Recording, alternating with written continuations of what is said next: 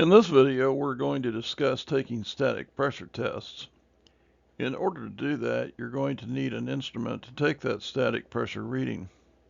You can either use a digital manometer, a slope gauge manometer, which is in the middle, which uses either the red color dye or a water type tube, or the MagnaHelix is also used to take static readings. In order to get a proper reading of static, we need to make sure that we're putting our probes in the correct location. Let's look at a few examples. Most of your service manuals will show you the proper locations to take static readings.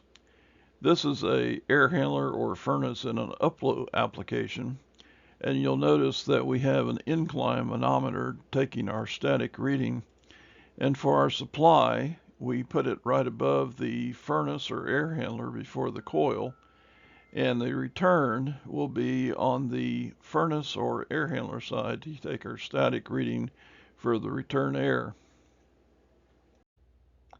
In a downflow application, it's pretty much the same. We have our return air on the top of the furnace or air handler in this example of a downflow, and then your supply is underneath the furnace where the supply air is coming out of the air handler or the furnace. And then in a horizontal application, you would have the same readings. You'd have your return static probe location and your supply air static location on the horizontal configuration.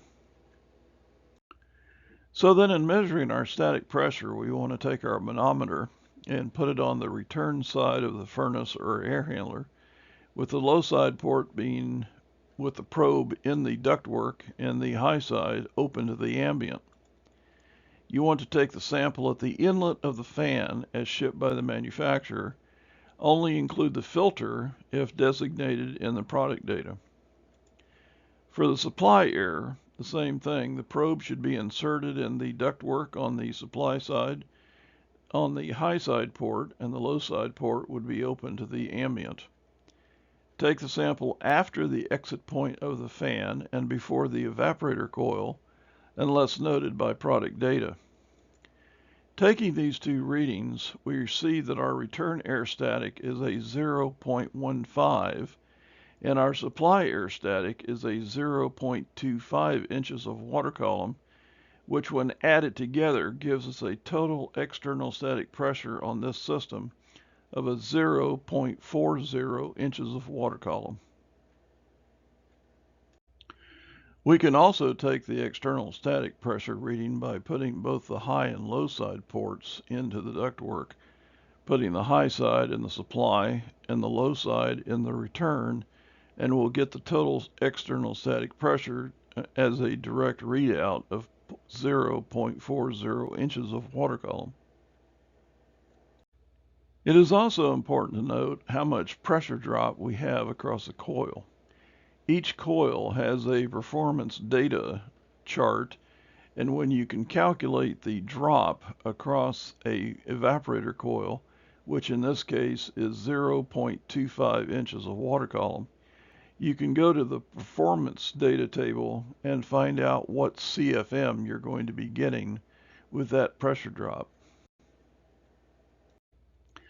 By taking an external static pressure check across both the coil and the filter, we can find out what our external static pressure is with the coil and the filter installed in the system to see what effect it's going to have on our CFM.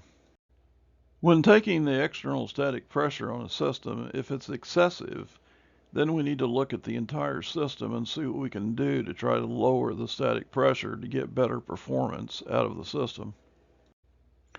By taking the external static pressure, which in our case was a 0.40, we can look at the blower CFM performance chart and find out what our CFM actually is. And you'll notice in this particular case with a 0.4 static pressure, the maximum cooling airflow that we're going to achieve is 1,925 CFM. So if this is sufficient for your system, then you have good airflow and the airflow should not be an issue.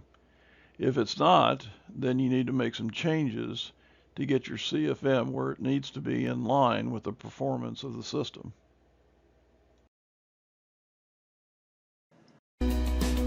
Go to arefco.com for more videos. Like, subscribe, and check back every week for new videos.